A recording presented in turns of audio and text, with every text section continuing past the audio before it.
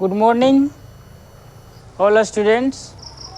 आज का क्लास आप लोग का है संस्कृत का, विषय संस्कृत, क्लास वर्ग 10 का है, जो हर बार बोर्ड में इसमें से क्वेश्चंस पूछा जाता है। आज स्वामी दयानंद पाठ से क्वेश्चंस आप लोगों को हल करवा रहे हैं कि अब देखते हैं कि स्वामी दयानंद की जीवनी के बारे में जानते और समझते हैं कि स्वामी दयानंद कहाँ के थे, कहाँ जन्म हुआ और किस परिवार से बिलोंग्स करते थे, और स्वामी दयानंद ने अपने जीवन में क्या क्या किया, स्वामी दयानंद के जीवन में क्या घटना घटी, स्वामी दयानंद किस प्रकार से भक्ति में सम्मिलित हुआ था और स्वामी दयानंद को किस चीज़ पर ज़्यादा विश्वास था, इसके बारे में हम लोग जानेंगे और समझेंगे।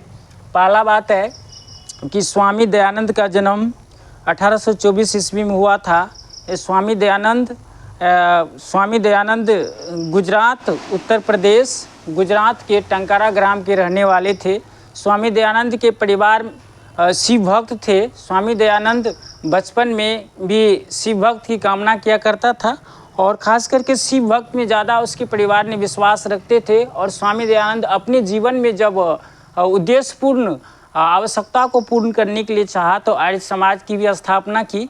और स्वामी दयानंद खास करके ये भी है कि उसके जीवन में एक घटना घटी जब स्वामी दयानंद जी के जन्मदिन थे। जन्मदिन में जब शिव मंदिर में पूजा करने के लिए उसको ले गया तो स्वामी दयानंद ने वहाँ शिव मंदिर पर चढ़ाई हुई चीनी को जब देखा कि वह चीनी चीनी को खा रहा है, चूहे जब चीनी को खा रहा है तो उन्होंने अचानक एक बात सोचा, जब शिव भगवान खुद ये चूहे की अपने खुद सुरक्षा नहीं कर पाता है तो इस पर कैसे विश्वास किया जाए।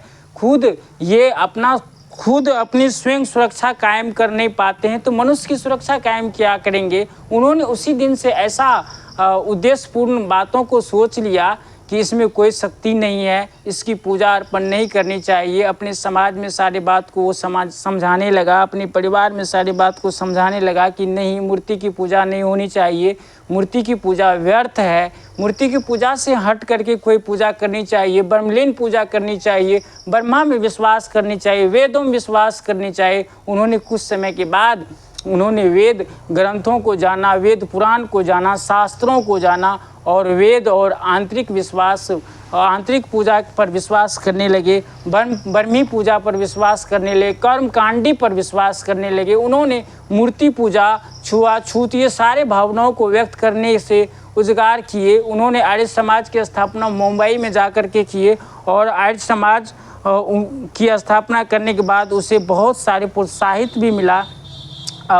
उसकी भाषा सत्यार्थ प्रकाश की भाषा उसकी हिंदी का था।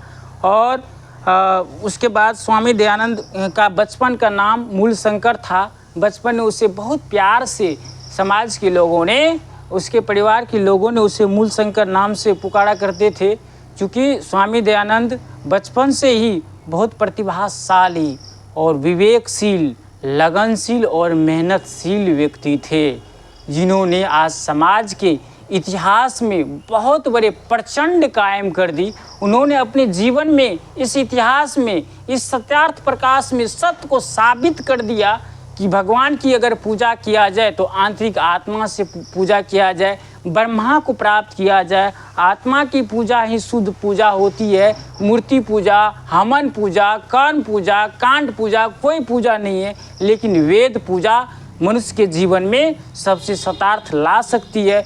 चारों वेदों को जाना समझा, ब्रह्मलीन हो करके ब्रह्मा की प्राप्ति में वो तसल्लीन हो गए। उन्होंने अपने सारे जीवन की दायित्व को त्याग बलिदान पे छोड़ दिया और कर्मकांडी के बातों को छोड़ करके उन्होंने अपने घर को त्याग करके कहीं जा करके अपना उपासना किया, वहाँ से ज्ञान की प्रचार प्रसार को फैलाया।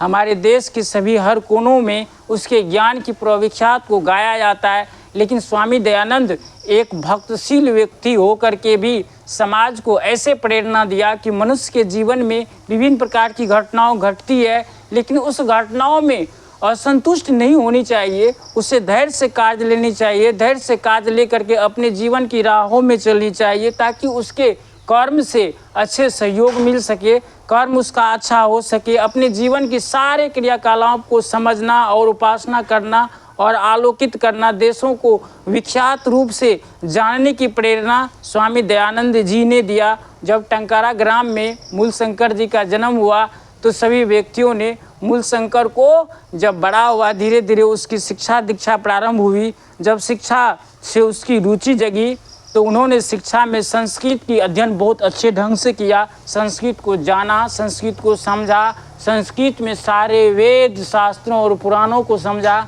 उन्होंने आर्य समाज की भी स्थापना की ताकि आर्य समाज की स्थापना से हमारे समाज की व्यक्तियों का विकास हो, हमारे समाज की व्यक्तियों जो है इस आर्य समाज की स्थापना में कामना कर सके, उसके उद्देश्य को जान सके, उसके अनुकूल चलने के लिए सीखे।